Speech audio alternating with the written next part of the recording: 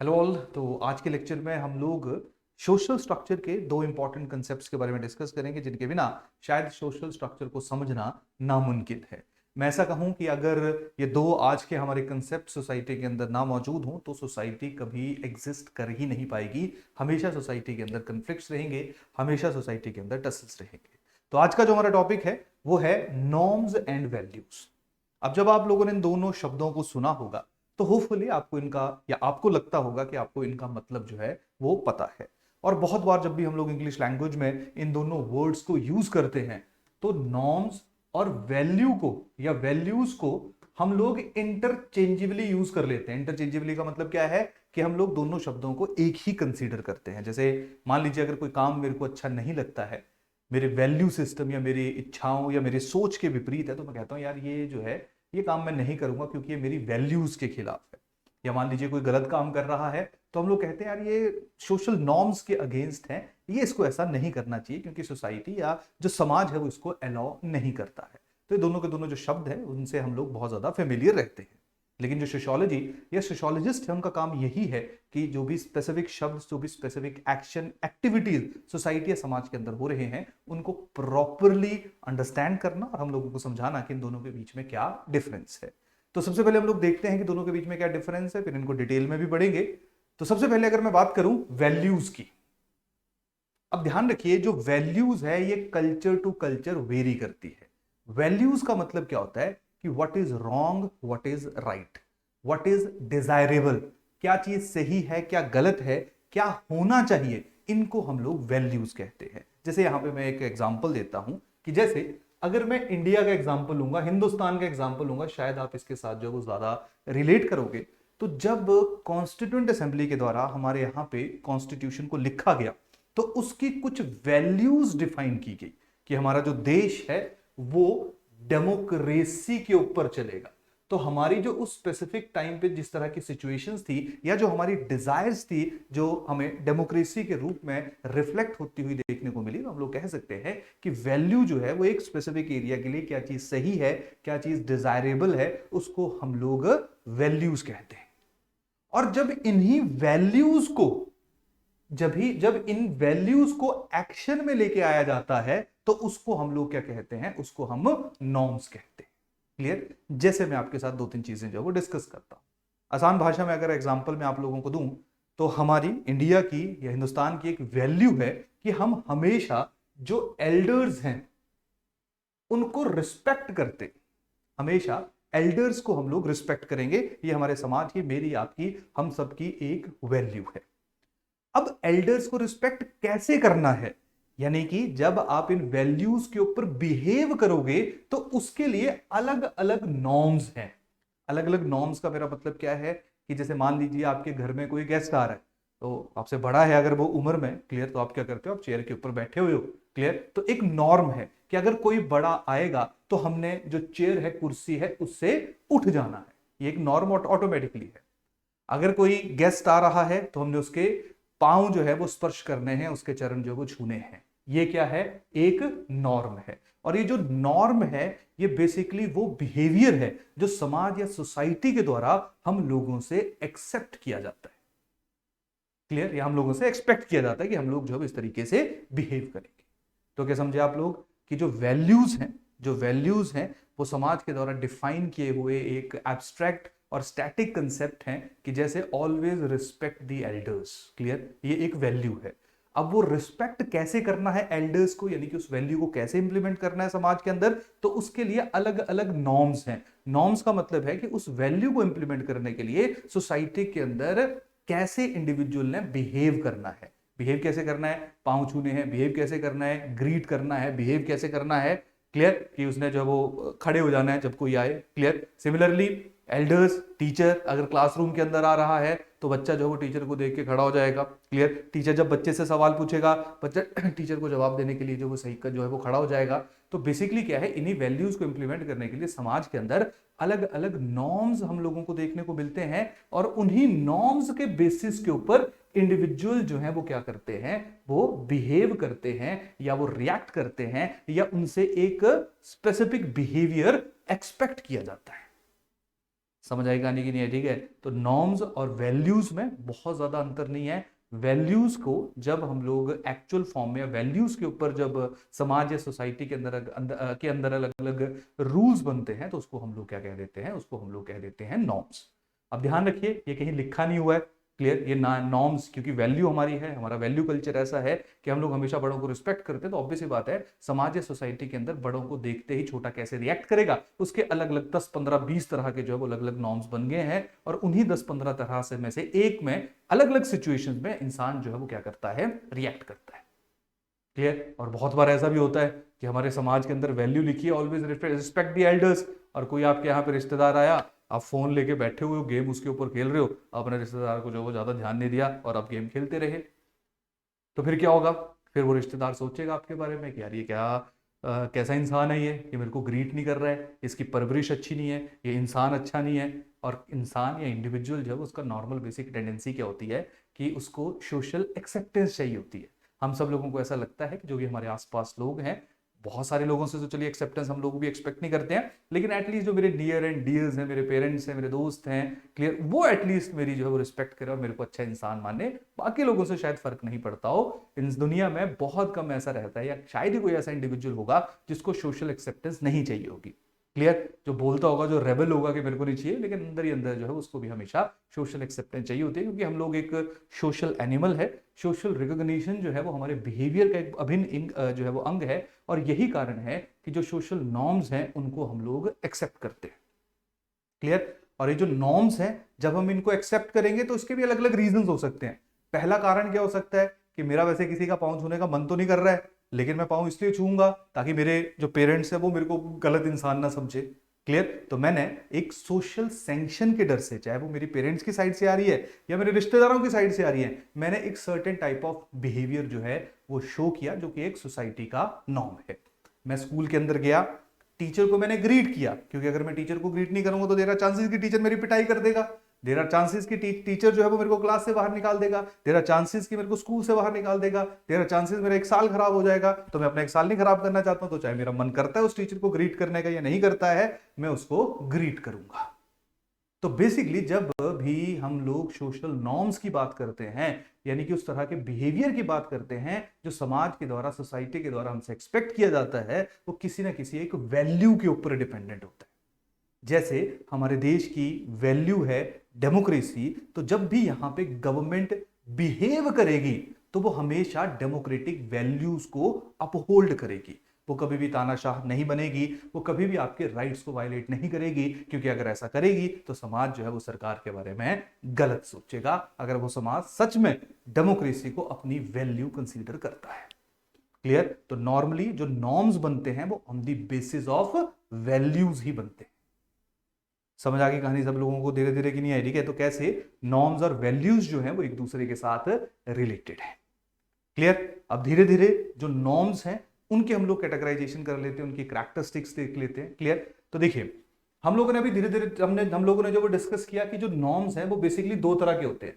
एक होते हैं पर्सनल और प्राइवेट नॉर्म्स, और दूसरे होते हैं सोशल नॉर्म्स। पर्सनल और प्राइवेट नॉर्म्स का मतलब क्या है कि जैसे मान लीजिए मैंने न्यू ईयर रेजोल्यूशन लिया। क्लियर? अब मेरा न्यू ईयर रेजोल्यूशन क्या है? मेरा न्यू ईयर रेजोल्यूशन है कि इस साल जो है वो मैं, मान लीजिए आपका है कि एचएस एग्जाम को जो वो मैं क्वालिफाई करके रखूंगा। क्लियर? अब वो जो मेरा रेजोल्यूशन है वो बहुत इंडिविजुअलिस्टिक है, यानी कि मेरे अपने बारे में ही है, मेरे अपने फ्यूचर के लिए ही है, उससे दूसरों को ज्यादा फर्क नहीं पड़ेगा, लेकिन फिर भी मैं चाहता हूं कि मैं ये अचीव करूं। That is your personal norm, कि आपने अपने लिए एक ऐसी चीज को अचीव करने की कोशिश की जिसमें नो डाउट समाज भी या सोसाइटी भी बहुत इंपॉर्टेंट रोल अदा करते हैं, क्योंकि सबको पता है कि अगर कोई ग्रुप ए ऑफिसर बन गया तो सोसाइटी या समाज के अंदर जब उसकी क्या वैल्यू होगी, उसकी क्या रेलेवेंस होगी। क्लियर? लेकिन क्योंकि समाज या सोसाइटी या सोशियोलॉजी में हम लोग हर एक चीज को ये कंसीडर करते हैं कि वो कहीं ना कहीं, जब भी कोई इंडिविजुअल अपने आप को एक्सप्रेस कर रहा है या कोई भी डिसीजन ले रहा है तो वो समाज या सोसाइटी के अकॉर्डिंगली ही ले रहा है। क्लियर? तो उसके लिए जो है वो क्या रहते हैं, आपके दूसरे होते हैं, that is your social norms.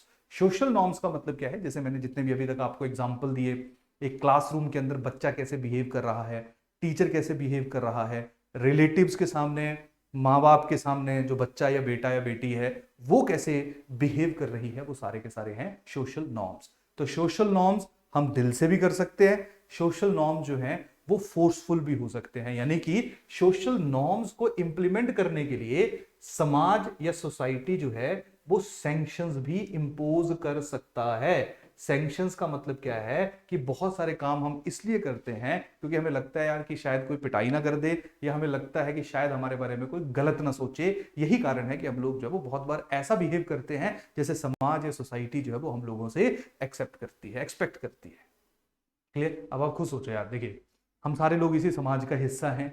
तो एक है कि आप बंद कमरे के अंदर प्राइवेट नॉर्म को फॉलो कर रहे हो, आप चॉकलेट ले रहे हो या आप खाना खा रहे हो और आप हाथों में पकड़ के ऐसे जैसे मर्जी मुंह गंदा कर रहे हो, जो मर्जी कर रहे हो, क्लियर, एक बंद कमरे के अंदर तुम्हें कोई कुछ नहीं कहेगा। ना तुम्हें किसी को कुछ लगवाना है कि तुम उस चीज को कैसे खा रहे हो, क्या कर रहे हो, कैसे बिहेव कर रहे हो, कैसे किस तरह का नॉर्म जो वो फॉलो कर रहे हो।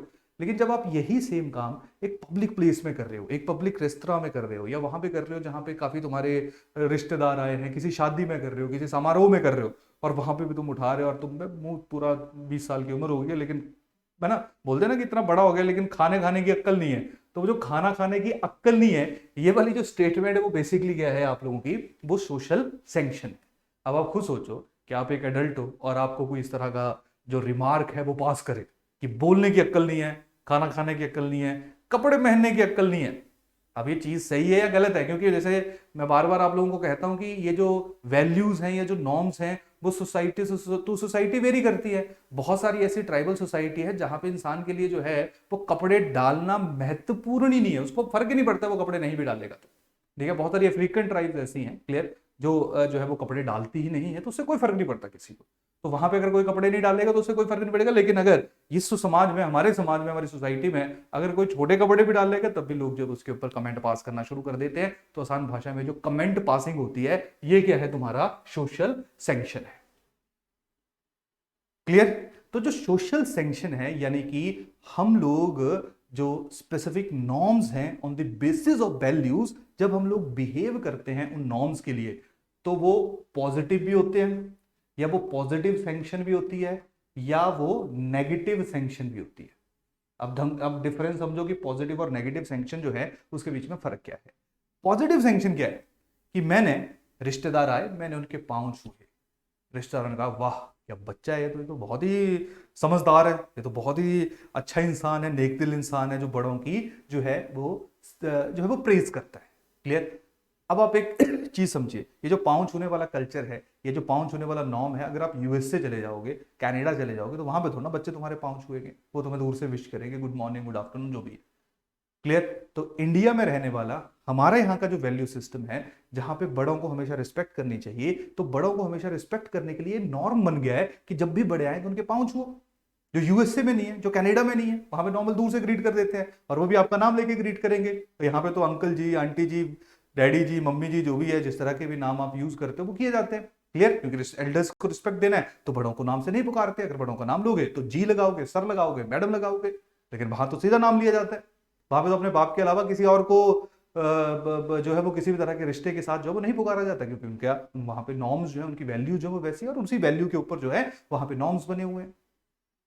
क्लियर? तो जो सैंक्शंस होती है, जो सोशल सैंक्शंस होती है, वो पॉजिटिव भी होती है, नेगेटिव भी होती है।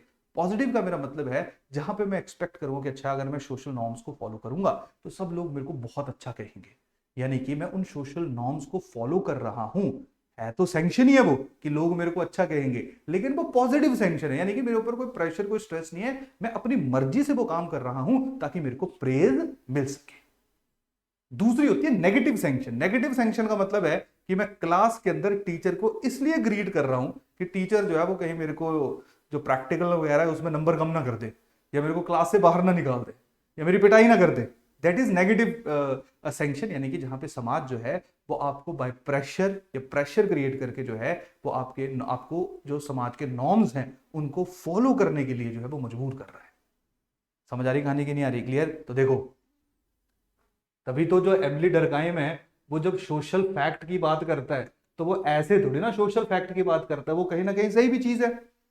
एक इंसान है, एक इंडिविजुअल है, बिल्कुल बदतमीज है, किसी की बात नहीं मानता, घर वालों की बात भी नहीं मानता, जैसे रिश्तेदार आते हैं उसका बिल्कुल मन नहीं होता, वो बिल्कुल पसंद नहीं करता उनको, लेकिन फिर भी घर वाले बोलते हैं यार कि चल यार पाँव छू ले, बात कर ले।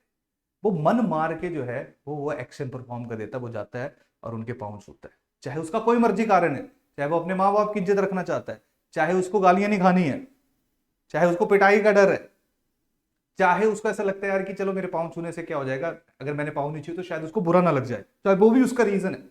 लेकिन वो क्या कर रहा है, वो अपने मन की जो जो खुद करना चाहता था, जो उसका पर्सनल वैल्यू है, जो भी पर्सनल नॉर्म था, उसको वो फॉलो नहीं कर रहा है, वो किसको फॉलो कर रहा है, अल्टीमेटली सोशल नॉर्म को फॉलो कर रहा है। क्लियर। और ध्यान रखिए, हम लोगों ने जो है वो एक कंसेप्ट भी पढ़ा था, यानी कि ऐसा नहीं होता है हमेशा, क्योंकि हम इंसान हैं, इंडिविजुअल्स हैं, ह्यूमन हैं, और हम सब लोगों के इमोशंस हैं। बहुत बार हम लोग बदतमीजी से भी बात करते हैं बड़ों के साथ। क्लियर। तो इस तरह की सिचुएशन जहां पे नॉर्म्स को फॉलो नहीं किया जाता है, उसको हम लोग कहते हैं नॉर्मलेसनेस। अब याद करो, नॉर्मलेसनेस हमने कहां पढ़ी थी, याद करिए एनोमी के बारे में। तो एनोमी एक ऐसी सिचुएशन थी जहां पे किसी तरह का जो नॉर्म्स है, सोशल नॉर्म्स है, वैल्यूज, उनको फॉलो नहीं किया जाता है। क्लियर। तो ऐसा भी स्थिति, ऐसी भी सिचुएशन जो वो देखने को मिल सकती है, लेकिन मैक्सिमम सिचुएशन में होता है कि जो सोसाइटी के नॉर्म्स हैं उनको इंसान मन से या बिना मन के जो है वो उसको फॉलो करने पड़ते हैं, और वो उसको फॉलो करता है। क्लियर। तो सोशियोलॉजी हम लोग इसलिए पढ़ते हैं जहां पे कहा जाता है कि जो समाज या सोसाइटी है वो सबसे ज्यादा स्ट्रांग है, उसने कुछ ऐसे सिस्टम बनाए हैं, कुछ ऐसे जो है वो वैल्यूज डेवलप की है, जिसके कारण समाज या के अंदर जो वो स्थिरता रहे, समाज के अंदर स्टेबिलिटी रहे, समाज के अंदर कंफ्लिक्ट ना हो, और हम लोग जो है वो बेटर लाइफ जी सके। तो देखिए, सारी जो भी हम बिहेव करते हैं, जो हम बोलते हैं, खाते हैं, पीते हैं, हर एक चीज जो है वो सोसाइटी के अंदर स्टेबिलिटी के लिए ही रखी गई है, क्योंकि हम लोगों को पता है कि अगर हम एक दूसरे के साथ मिलकर रहेंगे, एक दूसरे को सपोर्ट करेंगे, तो अल्टीमेटली सबकी जो जिंदगी है वो बेटर होगी, सबकी जिंदगी जो है वो अच्छी होगी। समझ आ रही कहानी की नहीं आ रही? ठीक है। तो नॉर्म्स वैसे तो पर्सनल नॉर्म्स आपके अलग है, पर जो सोशल नॉर्म्स में वो आपके अलग है, लेकिन हम लोग जो है वो किसको फॉलो करते हैं, या मेन जो हमारे जो बिहेवियर है उसको ज्यादा कौन इन्फ्लुएंस करता है, उसको सोशल नॉर्म्स के द्वारा जो है वो इन्फ्लुएंस किया जाता है। क्लियर। इसके साथ साथ जैसे अगर मैं सोशल सैंक्शंस की बात करूं, तो सोशल सैंक्शन जो है वो हम लोगों ने देख लिए कौन कौन से। सोशल सैंक्शन जो है वो एक पॉजिटिव है, सोशल सैंक्शन जो है वो आपका नेगेटिव भी है। पॉजिटिव कैसे है, समझ आया? पॉजिटिव का मतलब है कि मैं बिहेव कर रहा हूं, एक स्पेसिफिक नॉर्म को फॉलो कर रहा हूं ताकि मेरे को प्रेज मिल सके। नेगेटिव क्या है, मैं एक सोशल नॉर्म को फॉलो कर रहा हूं, मैं बड़ों को इज्जत दे रहा हूं ताकि मेरी पिटाई ना हो, मतलब मैं किसी प्रेशर या किसी डर के कारण जो वो वैसे बिहेव कर रहा हूं। सिमिलरली जो हमारे सोशल सैंक्शंस हैं उनको फॉर्मल और इनफॉर्मल दोनों तरीके से जो है वो हम लोग जो है वो कैटेगराइज कर सकते हैं। जैसे फॉर एग्जांपल, एक सोशल नॉर्म क्या है कि जब भी हम लोग अपने नेशनल फ्लैग को देखेंगे तो हम हमेशा उसके रिस्पेक्ट करेंगे। अगर तुम लोग वैसा नहीं करोगे तो क्योंकि कुछ फॉर्मल लॉज जो हैं वो बने हुए हैं, कानून जो है वो बने हुए हैं, वो आपको मजबूर कर देंगे कि आपको वो काम करना पड़ेगा। क्लियर। इनफॉर्मल, जो इनफॉर्मल सैंक्शंस हैं उनका मतलब क्या है, इनफॉर्मल सैंक्शंस का मतलब है कि जो कहीं लिखा नहीं हुआ है। क्लियर। बस ये है कि वो चीजें बहुत समय से चल रही हैं, बड़ों की रिस्पेक्ट नहीं भी करोगे, रिश्तेदार का पाँव नहीं छुओगे तो कोई तुम्हें जेल में नहीं डाल देगा। क्लियर। वो कहीं रिटर्न रूल नहीं है। इन जो फॉर्मल हमारी सैंक्शंस होती है वो कहीं ना कहीं रिटर्न रूल्स भी रहती है। तो जो भी तुम्हारे सोशल नॉर्म्स हैं वो पॉजिटिव भी हो सकते हैं, नेगेटिव हो सकते हैं, फॉर्मल हो सकते हैं, इनफॉर्मल हो सकते हैं। क्लियर। तो जब हम लोग सोशल नॉर्म्स की या नॉर्म्स की कैटेगराइजेशन देखते हैं, उनकी जो कैरेक्टरिस्टिक्स देखते हैं, तो सबसे पहली कैरेक्टरिस्टिक आ गई, norms are the part of the society. अब बताइए, बिना नॉर्म्स के समाज काम ही नहीं कर सकता है, बिना नॉर्म्स के सोसाइटी फंक्शन ही नहीं कर सकती है। अगर मैं आप हम सब लोग एक दूसरे को इज्जत नहीं देंगे, रिस्पेक्ट नहीं देंगे, सोसाइटी में कंफ्लिक्ट होगा, प्रॉब्लम होगी, टेंशन होगी, सोसाइटी धीरे धीरे खत्म हो जाएगी। क्लियर। जो नॉर्म्स है वो पॉजिटिव, नेगेटिव, फॉर्मल, इनफॉर्मल दोनों हो जाते हैं। नॉर्म्स की अपनी अपनी सिचुएशंस होती है, अलग अलग सिचुएशन में हम लोग डिफरेंट तरीके से बिहेव करते हैं। जैसे मैं आपको एक एग्जांपल देता हूं, मान लीजिए हमारे घर में गेस्ट आए, मेरे माँ बाप नहीं है, मेरे को वो पसंद नहीं है, मैं उनके पाँव नहीं छूऊंगा। दूसरी एग्जांपल, वही गेस्ट फिर आए, मेरे माँ बाप हैं, उन्होंने बोला, मैं गया, मैंने पाँव छुए। तो नॉर्म जो है वो सिचुएशंस के साथ वेरी हो सकते हैं। क्लियर। डन। नेक्स्ट जो है, norms are related to the sanctions. हमेशा हमें डर लगा होता है या हमेशा हमारी चाहत होती है कि हमें जो समाज या सोसाइटी है वो अप्रिशिएट करेगी, या हमें जो वो मार कुटाई परेशानी इनका भी जो है वो डर रहता है। तो हमेशा जो सोशल सैंक्शंस है वो हम लोगों को नॉर्म्स के ऊपर देखने को मिलती है। तो जब भी हम लोग नॉर्म्स की बात करेंगे तो नॉर्म्स में ये इंपॉर्टेंट कैरेक्टरिस्टिक्स जो हैं वो हम लोगों को देखने को मिलेगी। क्लियर? यहां तक कहानी सबको समझ आ गया? डन। अब देखते हैं टाइप्स ऑफ नॉर्म्स। अब देखिए, जो नॉर्म्स हैं उनको कैटेगराइज करना बहुत ज्यादा मुश्किल है, लेकिन जब हम लोग सोसाइटी को अंडरस्टैंड करते हैं तो देखिए सोसाइटी में नॉर्म कैसे होता है। देखो, पहला होता है कि देखते हैं, फिर उसको कैटेगराइज करते हैं। देखिए, एक नॉर्म क्या है कि व्हाट यू शुड डू, कि आपको इस सिचुएशन में ऐसा करना चाहिए। दूसरा नॉर्म होता है what you should not do, कि आपको ऐसी सिचुएशन में ऐसा तो नहीं करना चाहिए। कि अगर मान लो किसी की डेथ हो गई है, तुम वहां पे जा रहे हो शोक प्रकट करने और वहां पे गाने बजा रहे हो जोर जोर से और हंस रहे हो, तो तुम्हें नहीं करना चाहिए ऐसा। तुम्हें क्या करना चाहिए वहां पे, अगर तुम शोक सभा में जा रहे हो तो प्रॉपरली जो है वो जो इंसान है जो उसको कंसोल करो, क्लियर, उसके साथ बात करो, नॉर्मल बात करो, या जैसे भी आप उसको जो वो अच्छा फील करवा सकते हो वो फील करवाने की कोशिश करो। तो what you should do, what you should not do, तो नॉर्मली नॉर्म्स ये दो ही तरह के होते हैं कि तुम्हें ये करना चाहिए, तुम्हें ये नहीं करना चाहिए, और वो सारे के सारे नॉर्म्स किसके ऊपर बेस्ड होते हैं? हमारी वैल्यूज के ऊपर बेस्ड होते हैं। क्लियर? कुछ ऐसे नॉर्म्स होते हैं, कुछ ऐसे नॉर्म्स होते हैं जो पूरे के पूरी सोसाइटी में एक्सेप्टेड होते हैं। पूरे का पूरा जो समाज है, पूरे का पूरा जो सोसाइटी है, या ऑलमोस्ट हर एक इंसान जो उस एरिया में, उस टेरिटरी के अंदर मौजूद होता है, वो उसको एक्सेप्ट करता है। जैसे मान लीजिए, जब मैं किसी से भी मिलता हूं या आप किसी से भी मिलते हो, तो हमेशा क्या करते हो आप एक दूसरे को, चाहे आप उसको जानते हो चाहे आप उसको नहीं जानते हो, ग्रीट करते हो, शेक हैंड करते हो, नमस्कार करते हो। क्लियर? आप उसको ग्रीट करते हो। मैं किसी से मिलूंगा, फर्स्ट टाइम मिलूंगा, मैं उसको ग्रीट करूंगा, वो मेरे से मिलेगा तो वो मेरे को ग्रीट करेगा। अगर यार वो से तो अलग अलग तरीके से हम लोग एक दूसरे के साथ जो मेल मिलाप बढ़ाएंगे। लेकिन हाँ, ये है कि एक नॉर्मल ऐसा सोशल नॉर्म है जहां पे कोई भी इंसान समाज में पहली बार भी किसी से मिलता है, जब उसको नहीं भी जानता, वो हमेशा ग्रीट करता है। क्लियर? तो एक ऐसा सोशल नॉर्म जो ऑलमोस्ट सारे के सारे लोग जो है वो फॉलो करते हैं। कुछ सोशल नॉर्म ऐसे होते हैं, जैसे अब मैं हिंदुइज्म की बात करूंगा, तो हिंदुइज्म में आप लोगों ने देखा होगा जनेऊ, कुछ लोग जनेऊ मानते हैं। जनेऊ जो है वो आप लोग अपर कास्ट में ज्यादा देखोगे, स्पेसिफिकली ब्राह्मण्स में ज्यादा देखोगे, कुछ क्षत्रियों में भी देखोगे, लेकिन इसके अलावा बाकियों के लिए नॉर्म्स नहीं है जनेऊ को धारण करना। क्लियर? तो एक ऐसा नॉर्म जो कास्ट बेसिस सिस्टम के ऊपर बेस्ड है, जहां पे उस नॉर्म को कुछ लोग ही फॉलो करेंगे, सारे के सारे लोग फॉलो नहीं करेंगे, तो ये भी एक कैटेगराइजेशन ऑफ नॉर्म्स होगी है। तो नॉर्म्स को बेसिकली दो अलग अलग कैटेगरीज में हम लोग डिवाइड करते हैं। एक कैटेगराइजेशन होती है what you should do and what you should not do. Clear? और दूसरी कैटेगराइजेशन होती है ऐसे नॉर्म्स जो ज्यादा ऑलमोस्ट सारे लोग उसको फॉलो करते हैं, और दूसरे वो नॉर्म्स जो कुछ लोगों के लिए ही जो है वो सीमित रखे जाते हैं। क्लियर? तो जैसे अगर मैं टाइप्स ऑफ नॉर्म्स की बात करूंगा, तो देखिए, एक आपका है प्रिस्क्रिप्टिव नॉर्म्स। प्रिस्क्रिप्टिव नॉर्म्स का मतलब है कि आपको प्रिस्क्राइब किया गया कि आपको क्या करना है। दूसरा है प्रोस्क्रिप्टिव नॉर्म। प्रोस्क्रिप्टिव का मतलब है कि आपको क्या नहीं करना है। क्लियर? दूसरा है prevailed. Prevailed norm. Prevailed norm का मतलब है जो ऑलमोस्ट सोसाइटी में प्रिवेल्ड है, सारे लोग उसको फॉलो करते हैं। नॉट या लेस प्रिवेल्ड का मतलब है जहां पे पूरी सोसाइटी में कुछ लोगों को ही वो नॉर्म्स जो हैं वो फॉलो करने पड़ते हैं। क्लियर? ये जो हमारा प्रिवेल्ड है, इसको हम एक और नाम से भी जानते हैं, इसको हम लोग कॉम्युनल नॉर्म भी कहते हैं। जो लेस प्रिवेल्ड है, इसको हम लोग एसोसिएटिव नॉर्म भी कहते हैं। इसको हम लोग क्या कह देते हैं? That is your associative norm.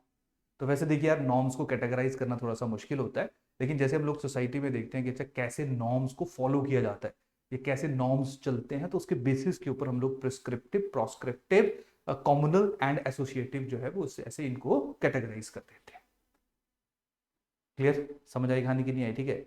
इसके साथ साथ एक और कैटेगराइजेशन भी है, यानी कि जब हम सारे के सारे नॉर्म्स को, इन चारों के चारों तरह के नॉर्म्स को जब हम लोग अंडरस्टैंड करते हैं, तो हम लोगों को लगता है कि यार तीन तरह से जो है वो नॉर्म्स एस्टेब्लिश होते हैं। क्लियर? तो तीन कंसेप्ट्स के ऊपर नॉर्म्स जो है वो आपके बेस्ड होते हैं। तो जिनमें पहला है फोक वेज। फोक वेज का मतलब क्या होता है? जहां पे आप लोगों को कोई एक चीज फॉलो करनी चाहिए जो लोग बोलते हैं। ढंग से सुनना, समझ आ जाएगा यहां तो, कि जो आपको लोग बोल रहे हैं यानी कि जो आपकी सोसाइटी में, आपके समाज में लिखा हुआ है वो आपको करना है। दूसरा है मोड्स। मोड्स का मतलब है कि ये भी फोकवेज तो है ही, मतलब जो सोसाइटी ने बोला है वो तो करना ही करना है, लेकिन उसके साथ साथ बहुत स्ट्रॉन्ग सैंक्शंस जो हैं वो हम लोगों को देखने को मिलती हैं। यानी कि ज्यादा समाज में जो हमें जिस तरह का या जो फॉर्म ऑफ नॉर्म देखने को मिलता है वो बेसिकली क्या है, मोड्स है। तीसरा आ जाएगा दैट इज कस्टम। कस्टम का मतलब है जो अलग अलग एरियाज के बहुत समय के ट्रेडिशंस हैं। जैसे हिमाचल का अपना ट्रेडिशन हो सकता है, पंजाब का अपना ट्रेडिशन हो सकता है, उत्तराखंड का अपना ट्रेडिशन हो सकता है, वेस्ट बंगाल का अपना ट्रेडिशन हो सकता है। यानी कि जो बहुत समय से वहां के लोग फॉलो करते हुए आए हैं, क्लियर, उसको जो है वो लोगों ने आगे भी फॉलो करना है, या उन्हीं नॉर्म्स को जो है वो लोगों ने आगे भी फॉलो करना है। तो वो समाज टू समाज, सोसाइटी टू सोसाइटी जो है वो वेरी कर सकता है, वो कस्टम्स के ऊपर आधारित होता है, क्लियर। जैसे अगर मैं बताऊं, नॉर्थ ईस्ट में काफी ऐसी अभी भी एरियाज हैं, काफी ट्राइब्स हैं जहां पे जब शादी होती है तो लड़की वाले जो है वो बारात लेके जाते हैं, क्लियर। तो उनका कस्टम वैसा है, तो ऑब्वियस ही बात है उस नॉर्म को इजीली एक्सेप्ट किया जाता है। अब आप खुद इमेजिन करो कि नॉर्थ इंडिया में, यानी यहाँ पे जहां पे हम जिस कल्चर को हम रिप्रेजेंट करते हैं, वहां पे लड़की बारात लेके जा रही है तो कैसा होगा। तो सोशल सैंक्शंस लगेंगी। सोशल सैंक्शन कैसे लग सकती हैं, बहुत सारे लोग जो है वो बॉयकॉट कर देंगे, बोलेंगे जी हम नहीं जाते शादी में, आप इसको इस शादी को जो वो वैसे कराओ जैसे कि समाज के अंदर होती है। अब किसी से पूछो कि उसका क्या ऑब्जेक्टिव है, तो किसी के पास उसका जवाब नहीं होगा, वो बोलेगा कि जी हमारी ट्रेडिशन का अच्छा है, हिस्सा है ना, इतने हजारों सालों से जो ऐसा चल रहा है, आप कौन होते हो इसको चेंज करने वाले। तो वो बेसिकली क्या कर रहे हैं, वो आपके नॉर्म्स को इंप्लीमेंट करने की कोशिश कर रहे हैं। तो जब हम लोग मोड्स, इस वाली कैटेगरी ऑफ नॉर्म की बात करते हैं, तो वहां पे जो सोशल सैंक्शंस होती हैं वो बहुत स्ट्रांग होती है।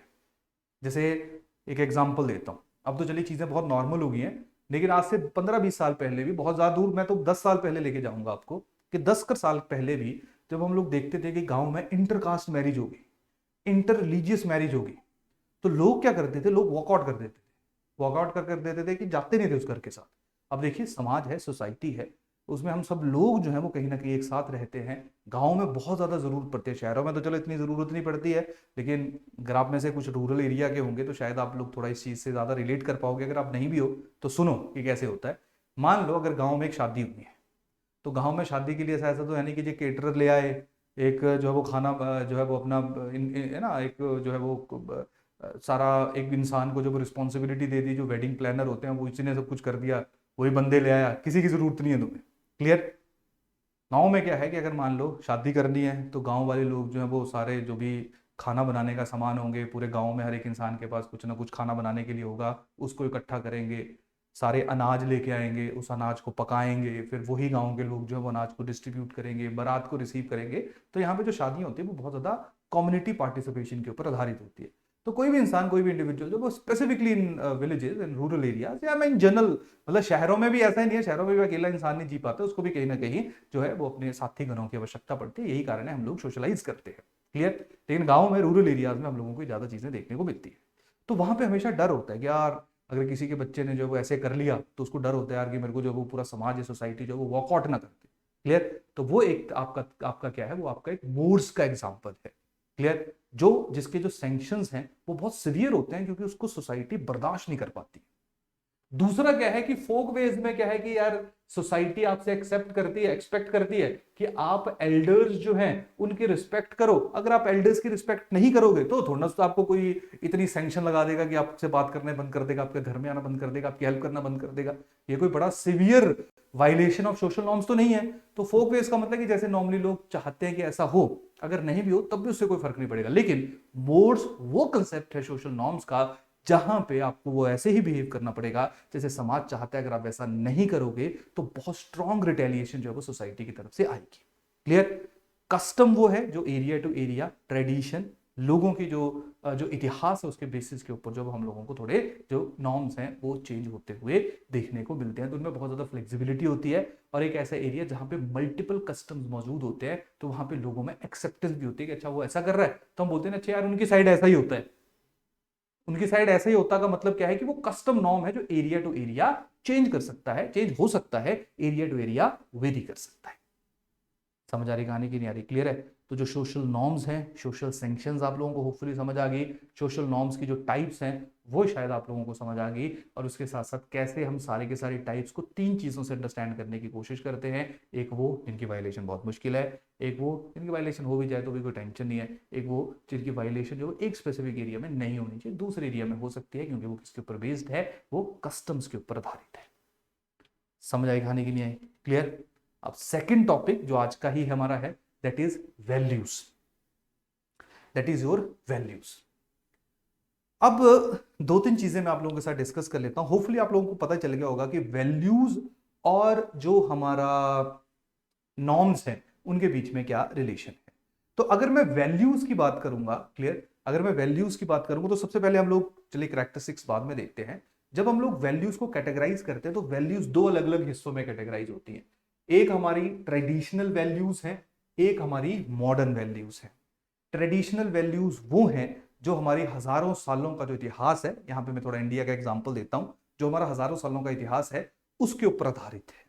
क्लियर? जिसमें पॉजिटिव चीजें भी है, नेगेटिव चीजें भी है।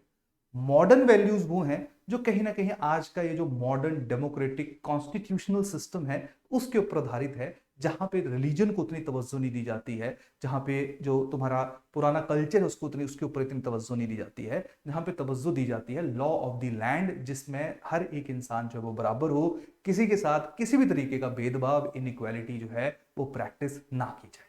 तो सबसे पहले अगर मैं बात करूंगा ट्रेडिशनल वैल्यूज की, तो देखिए ट्रेडिशनल वैल्यूज 3 तरह की है, 3 तरह से हम लोग अंडरस्टैंड कर सकते हैं। पहली वैल्यू, अगर मैं इंडियन सोसाइटी की बात करूंगा या इन जनरल यूरोपियन सोसाइटी की बात भी करूंगा, तो वहां पे वैल्यू क्या है कि समाज के अंदर हमें एक हायरार्की देखने को मिलती है। हायरार्की जैसे इंडिया के अंदर कास्ट सिस्टम और यूरोप के अंदर क्लास सिस्टम।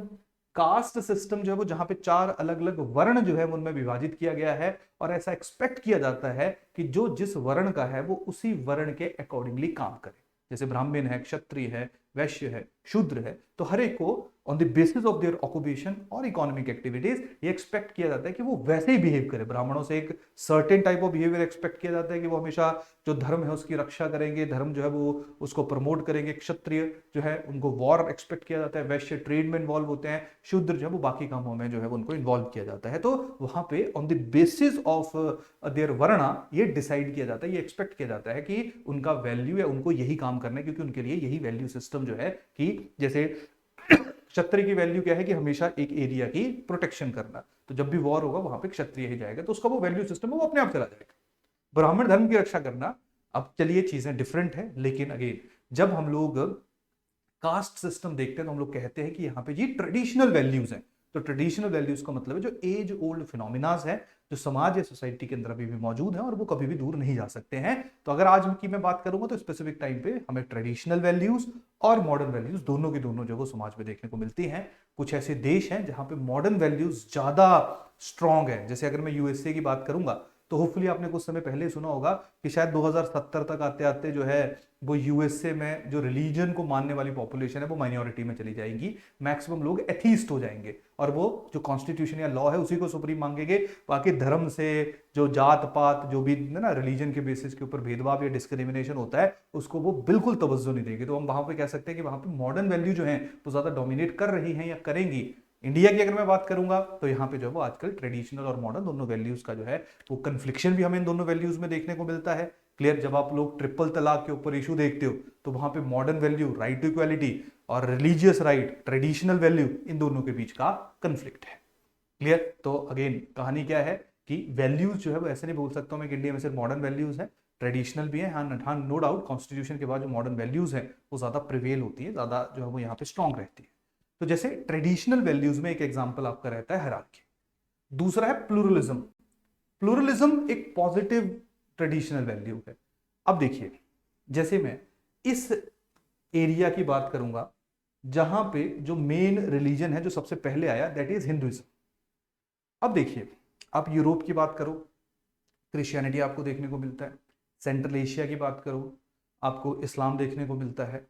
इंडिया इस एरिया की बात करो, Hinduism, Buddhism, Jainism, Sikhism. Clear? और इसके अलावा बाकी इस्लाम, क्रिश्चियनिटी, ज़ोरास्ट्रियंस, ये सारे के सारे धर्म जो वो भी यहाँ पे रह रहे हैं। वो इसलिए रह रहे हैं क्योंकि जो हमारी यहाँ की बेसिक फिलॉसफी है, जिसको मैं धर्म में नहीं डालूंगा, जिसको एक मैं ट्रेडिशनल फिलॉसफी में डालूंगा, that is philosophy of Hinduism, वो ऐसा मानती है कि हर एक इंसान जो है वो अपने तरीके से भगवान को जो है वो याद कर सकता है। जैसे शायद आपको पता होगा, हिंदुइज्म के अंदर मूर्ति पूजा भी है, हिंदुइज्म के अंदर मूर्ति पूजा नहीं भी है। यानी कि कुछ ऐसे लोग हैं जो मूर्ति पूजा में विश्वास करते हैं, कुछ लोग ऐसे हैं जो मूर्ति पूजा में विश्वास नहीं करते। तो अगर कोई इंसान आएगा और वो बोलेगा कि जी मूर्ति नहीं होती, तो हम लोगों को कोई परेशानी नहीं होगी, क्योंकि हमें पता है कि मूर्ति पूजा के बिना भी भगवान की पूजा की जा सकती है। और कोई कहेगा कि यार मूर्ति पूजा के साथ पूजा करनी है, तो हम बोलेंगे कि ठीक है कर सकते हैं, क्योंकि हमें ये भी पता है कि यहाँ पे मूर्ति पूजा के साथ भी पूजा हो सकती है। यहाँ पे बेसिक जो हमारा ट्रेडिशनल वैल्यू है वो बहुत इंपॉर्टेंट रोल अदा करती है, जहां पे हमारे यहाँ हर एक इंसान को ऐसा माना जाता है कि अपने धर्म को वो कैसे एक्सप्रेस करता है, कैसे अपने भगवान के साथ जो है वो रिलेशन स्टेब्लिश करता है या नहीं करता है, ये उसकी मर्जी है, और वो कैसे भी गॉड के साथ अपना कनेक्शन एस्टेब्लिश कर सकता है। यही कारण है यहाँ पे मल्टीपल रिलीजन जो उनको एक्सेप्ट किया जो है वो एक्सेप्ट किया जाता है। क्लियर? आज मैं शायद इन दो शब्दों में बहुत ज्यादा फंबल मार रहा हूं, पर चलिए होपफुली आप लोगों को जो मैं समझाने की कोशिश कर रहा हूं वो आप लोगों को समझ आ रहा होगा।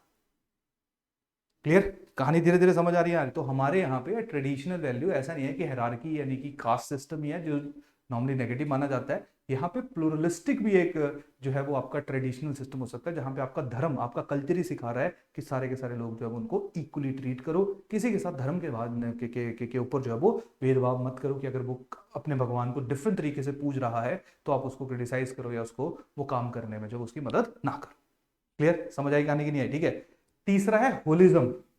होलिज्म का मतलब देखो क्या होता है, समझते जाओ, शब्द है, एक बार समझोगे तो आसान हो जाएगी चीजें। देखिए, मैं इस टाइम पे जैसे मान लेते हैं मैं आपको पढ़ा रहा हूं, अगर मैं शायद जो सोचता हूं, जो मेरी सोच है समाज के प्रति, किसी चीज के प्रति, अगर मैं बिना फिल्टर के वो आपको बताऊं तो वो अच्छी चीज नहीं होगी, क्योंकि वो बहुत बायस्ड अप्रोच होगी, क्योंकि वो मेरी सोच है। अब एज ए टीचर मेरी रिस्पॉन्सिबिलिटी है कि मैंने आपको, या एक एज ए सोशल एनिमल, एक ह्यूमन बीइंग, मेरी रिस्पॉन्सिबिलिटी है कि जब भी मैं कुछ भी कहूं तो मैं ऐसी बातें कहूं जिससे जो पूरा ग्रुप है, पूरा समाज है, उसकी जो सोच है, उसके जो थॉट्स है, उनको मैं आपके सामने प्रेजेंट करूं, क्योंकि मेरी रिस्पॉन्सिबिलिटी यहां पे डिफरेंट है। तो ट्रेडिशनल वैल्यू एक ये भी है कि नॉर्मली जब भी इंसान बिहेव करता है वो हमेशा ग्रुप के बारे में ज्यादा सोचता है रेदर देन इंडिविजुअल, कि उसकी जो सोच रहती है वो इंडिविजुअलिस्टिक नहीं होती, वो अपने बारे में नहीं सोचता, वो ज्यादा सोचता है किसके बारे में? समाज के बारे में, सोसाइटी के बारे में। जैसे मैं भी सोचता हूं अपने परिवार के बारे में, अपने गांव के बारे में, आप मतलब जो मेरे आसपास के लोग हैं उनके बारे में, सिमिलरली आई होप आपके बारे में भी ऐसा ही होता होगा।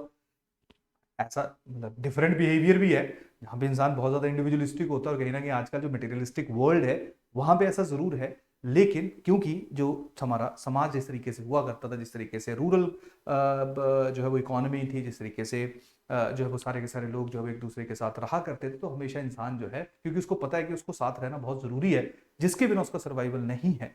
आजकल लोगों को लगता है कि शायद वो इतने मतलब इतना पैसा उनके पास आ चुका है, ये इतनी लग्जरी आ गई है कि बंद कमरों में रह रहे हैं, पैसा आ रहा है, सब कुछ आ रहा है, कि उनको किसी की जरूरत नहीं है। बट ऐसा नहीं होता है।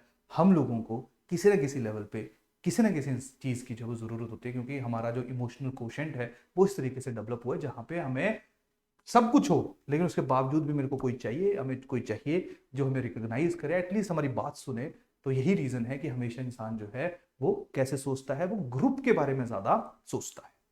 तो वैल्यू क्या है? वैल्यू ट्रेडिशनल वैल्यू में हायरार्की एक वैल्यू है, प्लूरलिज्म एक वैल्यू है जो हमें हमारे समाज के अंदर भी देखने को मिलती है, होलिज्म एक वैल्यू जो ऑलमोस्ट हर एक सोसाइटी के अंदर है, जहां पे हर एक इंसान जब भी कोई डिसीजन लेता है, जब भी उसकी थॉट प्रोसेस जो वो चैनलाइज होते हैं, तो वो ज्यादा ब्रॉडर पर्सपेक्टिव से चीजों को अप्रोच करता है।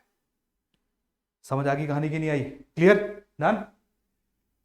और जो मॉडर्न वैल्यूज हैं, modern values completely constitutional values हैं। कॉन्स्टिट्यूशनल वैल्यूज हैं जहां पे ह्यूमन जो है उसको ज्यादा प्रायोरिटी दी जाती है, कि जो है ना ह्यूमन है या पूरी की पूरी जो सोसाइटी है उसमें गरीब भी ना हो, इनइक्वालिटी ना हो, उनको वहां पे अन्य जो एम्प्लॉयमेंट की अपॉर्चुनिटीज हैं वो डेवलप होती रहें। क्लियर? तो जब हम लोग मॉडर्न सोसाइटी की बात करते हैं या मॉडर्न वैल्यूज की बात करते हैं, तो उसमें डेमोक्रेसी एक वैल्यू है। डेमोक्रेसी का मतलब है कि सबसे ज्यादा प्रायोरिटी जो है वो लोगों को दी जाए। क्लियर। डेमोक्रेसी हमेशा यही कोशिश करती है कि हम सारे के सारे लोग मिलके रहे, हम सारे के सारे लोग ऐसी डिसीजन मेकिंग करें जिससे हर एक इंसान जो है उसकी ग्रोथ हो, उसकी डेवलपमेंट हो। वो ट्रेडिशनल वैल्यू यानी कि जो हायरार्की वाली वैल्यू है शायद उससे डिफरेंट है, जहाँ पे कुछ जो वर्ण है उनकी ग्रोथ का ही ऑप्शन था, बाकी वर्ण जो है उनकी ग्रोथ का ऑप्शन नहीं था। तो यही कारण है मॉडर्न वैल्यू जब उनकी एक अपनी इंपॉर्टेंस, अपनी एक रेलेवेंस है। मॉडर्न वैल्यूज हमेशा कहती है कि सोशलिज्म यानी कि हर एक इंसान जो है ना अमीर हो ना गरीब हो, ना किसी के साथ डिस्क्रिमिनेशन हो। क्लियर। हमने सोशलिज्म के बारे में काफी डिटेल में स्पेसिफिकली जब कार्ल मार्क्स की थिंकिंग को डिस्कस कर रहे थे तो वहां पे हम लोगों ने पढ़ा था, और वैसे भी आई थिंक इन शब्दों के बारे में आपको पता होगा। सेकुलरिज्म जैसे ट्रेडिशनल वैल्यू जो है वो हमेशा एक रिलीजन को थोड़ा सा प्रमोट करती है। क्लियर।